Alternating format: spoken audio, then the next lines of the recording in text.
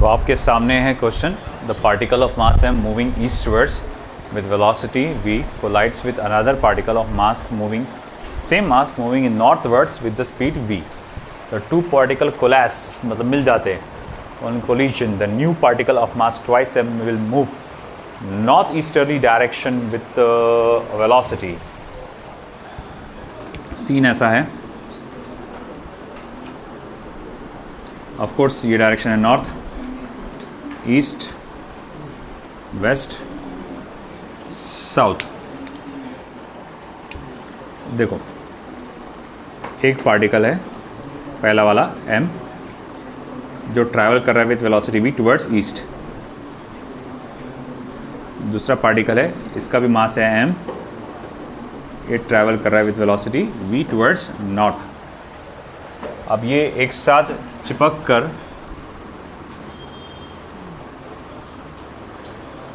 North east direction में travel करेंगे with certain velocity. वो पूछा गया है कि क्या वेलोसिटी से वो ट्रैवल करेंगे. कुछ नहीं यार, बहुत सिंपल है. Law of conservation of momentum लगाना है, वेक्टर फॉर्म में लगा दो. Yes, very good, C option, excellent. ये किया हुआ है कि अपना पहले मॉड्यूल का है ये, अच्छी बात है. देखो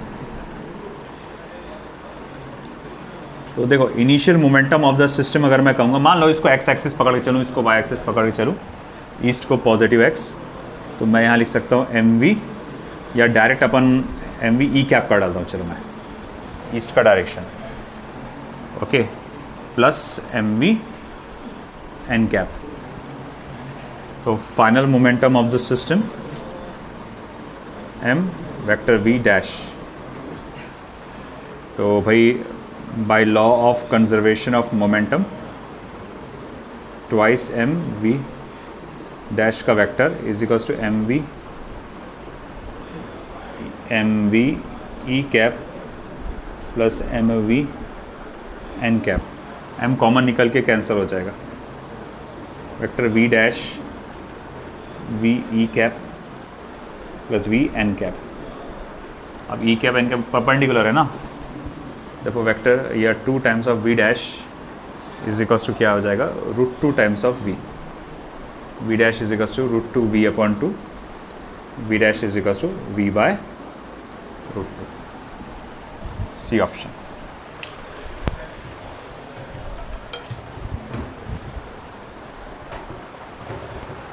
next,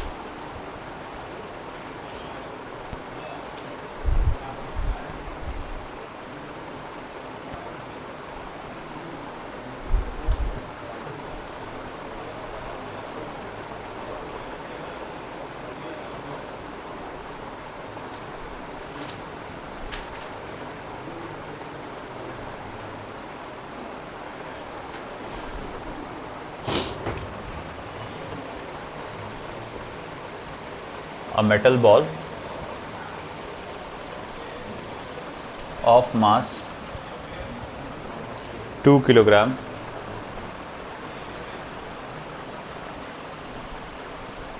moving with a velocity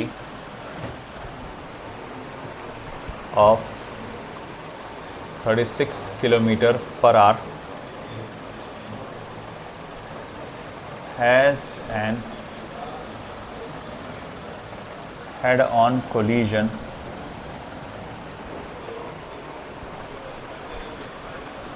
with a stationary ball of, ज़रा बातों में इन्वॉल्व मत हो जाइए बेटा, ज़रा ध्यान दीजिए अच्छे से, of mass 3 kilogram. Full stop. If after collision,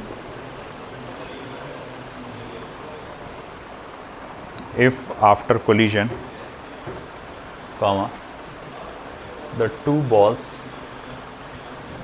move together, if after collision the two balls move together, comma, the loss in kinetic energy due to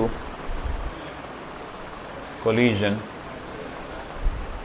is the loss in kinetic energy due to collision is first option 40 joules, second option 60 joules, third option 100 joules and the last option 140 joules.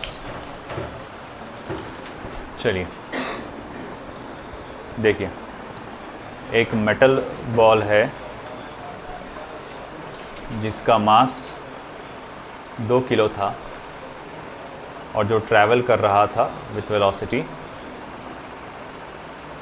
36 kilometre per hour. कितना metre पर second? याद हो जाना चाहिए अब तो. 10 5/18 से multiply करेंगे ना. 36/18 क्या होता है? 2 × 5 10 मीटर पर सेकेंड है ना. Collides with another stationary ball, another ball जिसका मास 3 किलोग्राम है और वो स्टेशनरी है, यानी कि U2 = 0. तो उसने बोला कि जब कोलिजन के बाद दोनों बॉल चिपक के एक साथ आगे निकलेंगे तो लॉस इन काइनेटिक एनर्जी क्या रहेगा. तो डेल्टा के E = half of m1 m2 upon m1 + m2 U1 - U2 का होल स्क्वायर. U2 तो 0 है ना.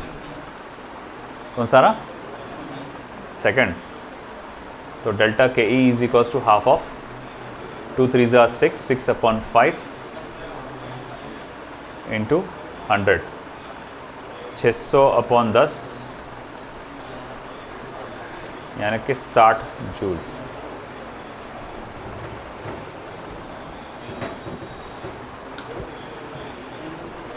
ये आएगा 60 joule.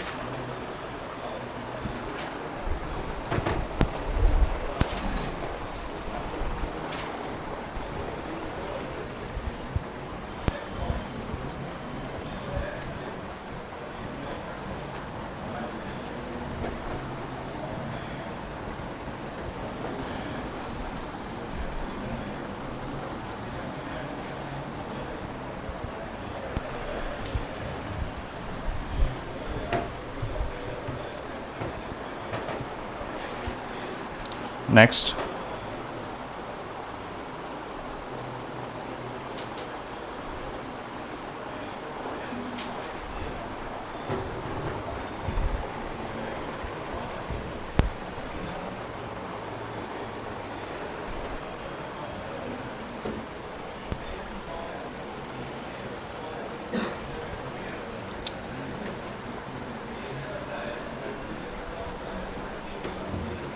a bullet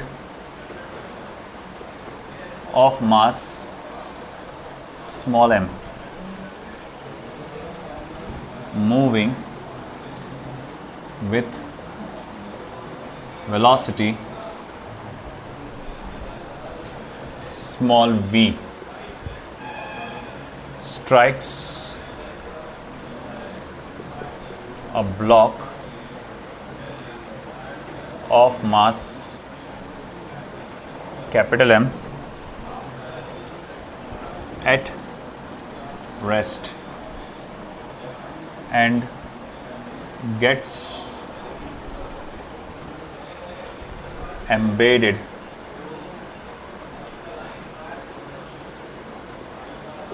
into it.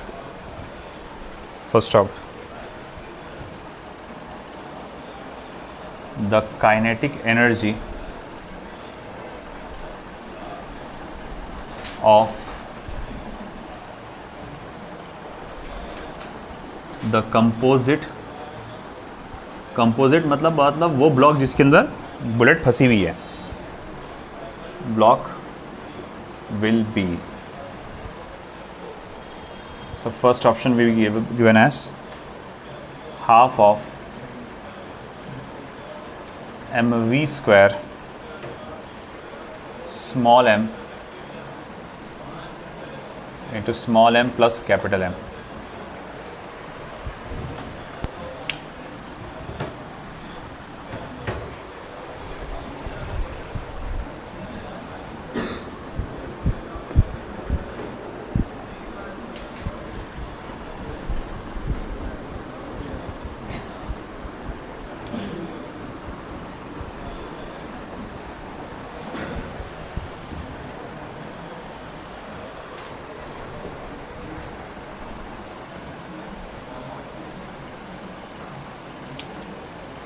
Second option half of M V square capital M small M plus capital M. Third option half of M V square capital M plus small M upon capital M. Last option half of M V square into capital M V square into small M upon small M plus capital M.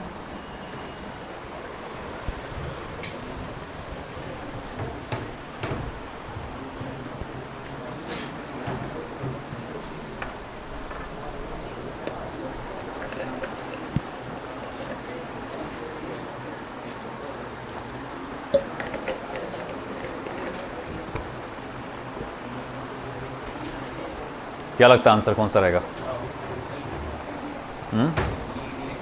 Second last. Loss in kinetic energy नहीं पूछा उसने. हाँ, kinetic energy of composite system पूछा उसने टकराने के बाद. तो कंपोजिट सिस्टम की काइनेटिक एनर्जी टकराने के बाद क्या रहेगी? मतलब सीन ऐसा है कि देखो ये बुलेट आ रही इधर से, मास m है, इसकी वेलोसिटी स्मॉल v है और यहाँ पर एक ब्लॉक लटका हुआ है मास कैपिटल में. होगा क्या, ये बुलेट उसके अंदर फंसेगी और दोनों आगे निकलेंगे एक साथ, मान लो कैपिटल v वेलोसिटी से. तो वो पूछ रहा है kinetic energy of the system. तो I can write it as kinetic energy of system half of small m plus capital m, ये दोनों मास आ जाएंगे, इंटू कैपिटल v का square. Capital v, where is capital v is the velocity of the composite system. अब अपने को answer capital v में नहीं स्मॉल v में चाहिए. अब आगे कैसा? ऑफ कोर्स टकराए यहाँ पर law of conservation of momentum लगेगा अगला.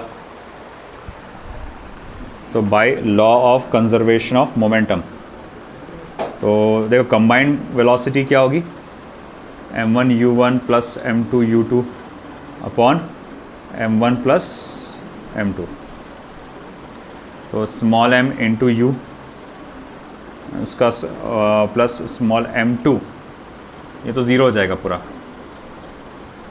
Small m plus capital m. Value डाल दो, half of small m plus capital m, capital M का स्क्वायर. इसका एक m इधर ला लो और u स्क्वायर को इधर ला, u नहीं v है ना.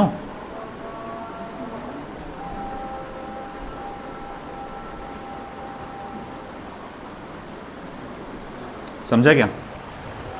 एक m इधर लेकर आया, इनिशियल वेलोसिटी को u को स्मॉल v से दिया हुआ है, v स्क्वायर को इधर लेकर आया. बोलो कौन सा? स्क्वायर नहीं है, सॉरी. हाँ, कौन सा ऑप्शन आ रहा? पहला.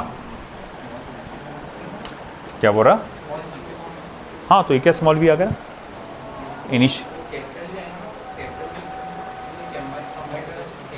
ये इसकी जो वैल्यू है इधर डाला नहीं ना बेटा, कैपिटल v की वैल्यू इसमें डाल दिया ना. यहाँ क्या है? कैपिटल v का स्क्वायर. कैपिटल v की वैल्यू क्या है ना, u है ना, u बोले तो स्मॉल u है, v है.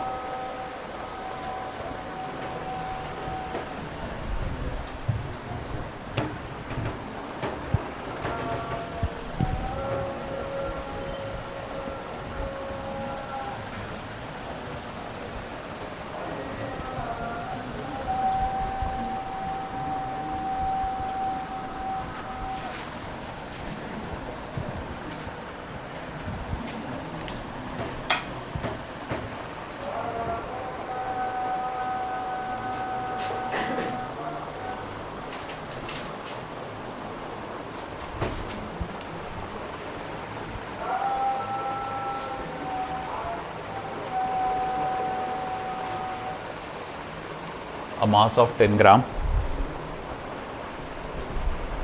comma, moving horizontally with a velocity of 100 centimeter per second, comma, strikes the bob of pendulum. ये भी जाना पहचान लग रहा है मेरे को. And sticks to it. First stop. the mass of bob is 10 gram.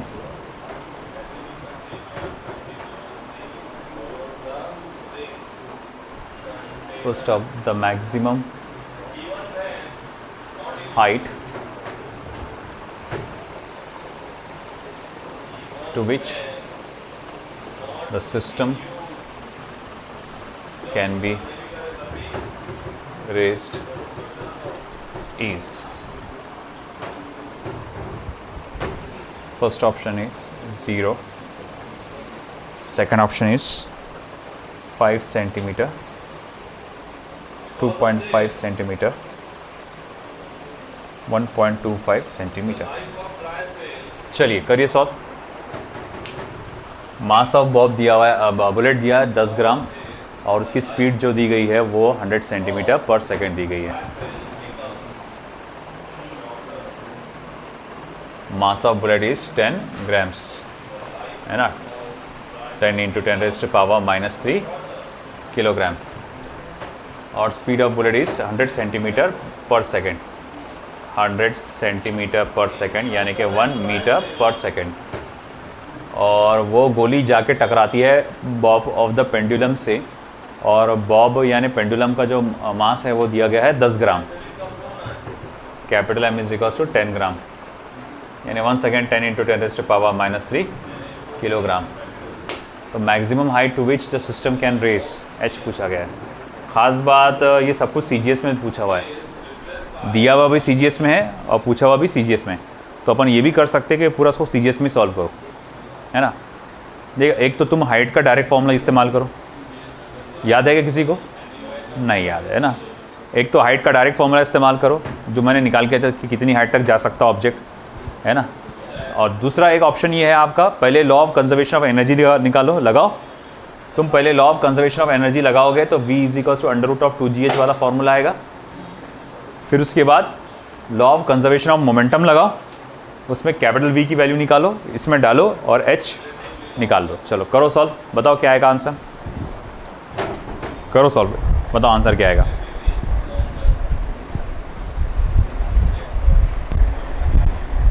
Formula याद है तो अच्छी बात है, नहीं याद है तो law of conservation of energy लगाओ. वो याद है वो पेंडुलम होता है, ये पेंडुलम है, ये बुलेट आ रही है इसकी तरफ, ये धंस के जाएगी, फिर उसके बाद ये बॉब यहाँ तक के जाएगा, इसमें गोली धंसी रहेगी, ये हाइट h तक जाएगा. Law of conservation of energy लगाओगे तो यहाँ पर बोले इस कंपोजिट सिस्टम का क्या है, तुम्हारे पास काइनेटिक एनर्जी है. और ये यहाँ पर क्या है तो बोले कंपोजिट सिस्टम का तुम्हारे पास पोटेंशियल एनर्जी है. ये कटा V h is equals to v²/2g. ये हमारे पास एक इक्वेशन आया, ये फॉर्मूला आया h is equals to v²/2g का. अब अगर मैं law of conservation of momentum लगाता हूँ by law of conservation of momentum, तो law of conservation of momentum लगाए तो small m into small u is equals to small m plus capital M into capital V. तो capital V is equals to small m into u upon small m plus capital M. तो चलो value डालो सब इसकी यहाँ पर. तो small m कितने का बेटा 10 ग्राम का, स्मॉल u कितना बेटा 100 यानी 100 का है ना. स्मॉल m कितना बेटा 10 ग्राम, ये टोटल 20 ग्राम हो जाएगा. ये हो जाएगा 500 या 50 सेंटीमीटर पर सेकेंड. ये मेरे पास क्या वैल्यू आ गई आपकी कैपिटल V की. देखो h इज इक्वल्स टू क्या रहेगा बेटा, 50 का स्क्वायर क्या होता है 2500 अपॉन 2 टाइम्स g की वैल्यू क्या होगी बेटा, g की वैल्यू 9.8 होती है SI में.